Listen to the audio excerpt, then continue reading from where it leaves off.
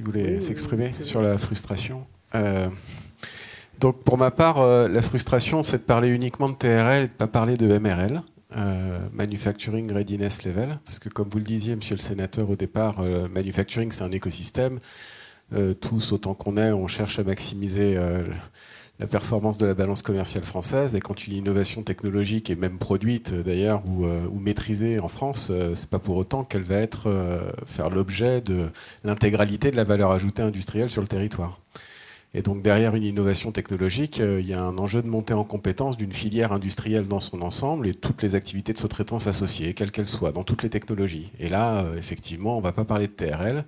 On va se dire faut innover dans les process, faut améliorer la compétitivité de ces acteurs, faut potentiellement encourager des démarches collectives de ces filières-là qui vont faire évoluer leurs process ensemble pour se rendre plus compétitifs et répondre à la demande de ces nouvelles technologies qui émergent sur le territoire. Et sur ces sujets-là, nous n'avons pas de dispositif de financement à même de les accompagner. Ça change un tout petit peu. Mais pour la filière électronique, qui m'anime moi particulièrement en tant que centre technique, les derniers projets, quand bien même on est une filière stratégique qui fait l'objet d'un plan d'accélération, pour accompagner des démarches de coopération entre acteurs sous-traitants de la filière électronique sur des nouveaux process, on parle de taux de soutien de l'ordre de 12% des dépenses des projets associés, à une époque où encore il y a 10 ans, sur des projets de coopération comme ça, y compris sur des matières de process, on arrivait quand même à obtenir des financements à hauteur de 50%. Donc motiver les entreprises sous-traitantes à développer le niveau de jeu ensemble, même quand bien même elles sont concurrentes entre elles, pour préparer des nouveaux process, les monter en maturité pour répondre à ces donneurs d'ordre qui pilotent les PIEC, qui ont été évoqués tout à l'heure, et ben aujourd'hui on n'a pas l'outil. Voilà. En tout cas, à ma connaissance, on ne l'a pas. Et on a plutôt affaire à des outils qui sont de moins en moins 10 ans pour ce type de démarche, qui sont hyper vertueuses, quoi. Parce qu'on parle de coopétition, des boîtes concurrentes qui se mettent ensemble, qui se serrent les coudes pour développer un métier. Voilà. Merci pour ce témoignage. Des réactions Une réaction sur un mot que vous employez, c'est les compétences. Je ne l'ai pas évoqué dans mon propos, mais aujourd'hui, on a un vrai problème aussi de compétences je dirais opérationnelles, hein, c'est-à-dire de compétences de terrain, de techniciens. C'est quelque chose qui a été pointé. On ne pourra pas imaginer réussir la réindustrialisation si on n'a pas, dans les domaines de la production, les compétences au niveau technicien supérieur. Et ce qui se passe aujourd'hui dans le monde de l'enseignement, et en particulier, vous l'avez entendu, ce qui a fait la une avant-hier des échanges de notre ministre avec la place des mathématiques dans les parcours de formation, c'est un sujet, il faut remonter, je dirais, en amont. Effectivement, vous parliez d'un écosystème et d'une entente et de la mutualisation, de la mise en commun d'un certain nombre de volontés d'acteurs, entreprises, mais n'oublions pas que l'entreprise, elle ne peut que bien fonctionner avec des compétences à tous les niveaux, et bien sûr dans l'excellence, dans la recherche, dans l'innovation, mais aussi dans les compétences de base qui aujourd'hui font défaut. J'ai évoqué brièvement tout à l'heure la partie territoriale, avec donc le rôle notamment que peuvent jouer les collectivités pour l'installation. Mais donc il faut savoir là où on va aller, mais il faut savoir aussi avec qui on va y aller. Et aujourd'hui, on va vers des jours difficiles, parce que, si vous voulez, je crois que le domaine de la médecine fait la une de l'actualité, hein, les soins, etc. Mais il n'y a pas que ce secteur-là qui est en déficit. Hein. Je crois qu'il y a beaucoup de secteurs qui sont en déficit. Vous pouvez témoigner sur ce sujet à travers vos adhérents, ce que dit le sénateur.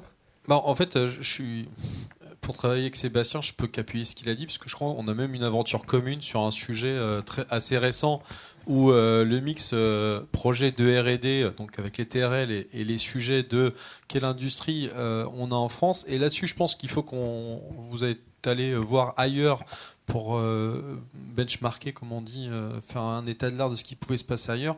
Clairement, cette question de où atterrit la recherche et développement, enfin les bénéfices de la recherche et développement, on a eu la vision mortifère de la France sans usine, en disant qu'on serait les centres de R&D et puis qu'on fabriquerait ailleurs.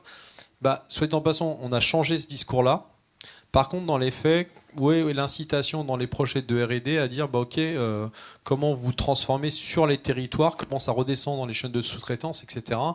Et là, on est un peu plus candide que certains voisins européens qui disent moi je fais pas d'évaluation, vous savez quoi, je vous donne de l'argent, vous grand groupe, puis je regarderai ce qui atterrit, le fameux ruissellement qui atterrit chez les sous-traitants, et comment vous avez motivé votre chaîne de valeur à travailler ensemble. Donc ça, clairement, je ne peux qu'appuyer ce que dit Sébastien pour avoir un vécu commun sur ces questions-là.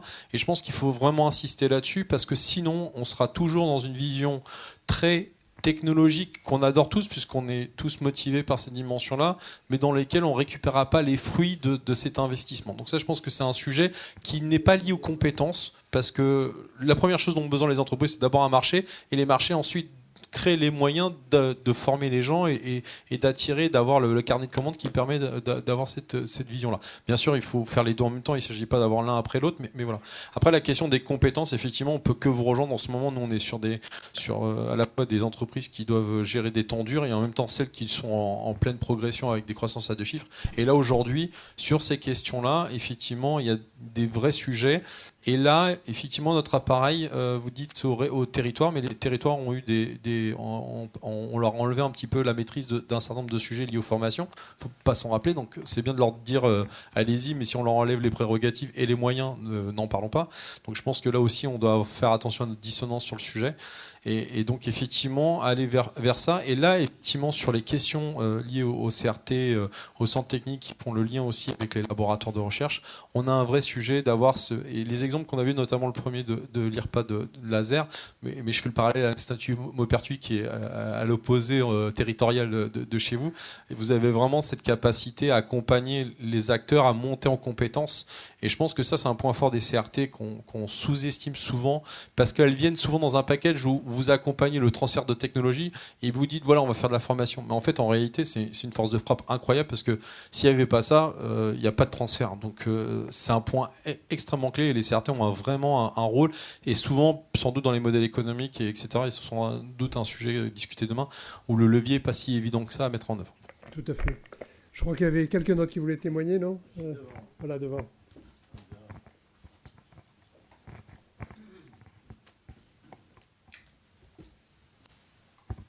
C'est pas vraiment une frustration, mais c'est plutôt un souhait que je voudrais partager avec vous et avec monsieur le sénateur. Si on regarde l'histoire de la deuxième moitié du XXe siècle, les succès industriels de la France, c'est le ferroviaire, c'est l'aéronautique et le spatial, c'est le nucléaire, qui ont tous été portés par une vision forte qui a ruisselé et qui a pu fédérer le public et le privé pour arriver à ces succès-là. Si on vient maintenant plus proche de nous, il y a un exemple qui est la filière du transport décarboné, où finalement on est arrivé à mobiliser un certain nombre d'acteurs à tous les niveaux de TRL pour promouvoir on va dire la voiture électrique. Et alors le dernier, c'était impensable il y a 2 ans, mais on est capable de sortir un vaccin en 1 an à condition de mobiliser tout le monde. Donc cette notion de vision partagée entre tous les acteurs et vision forte, je pense que c'est une des clés de la réindustrialisation.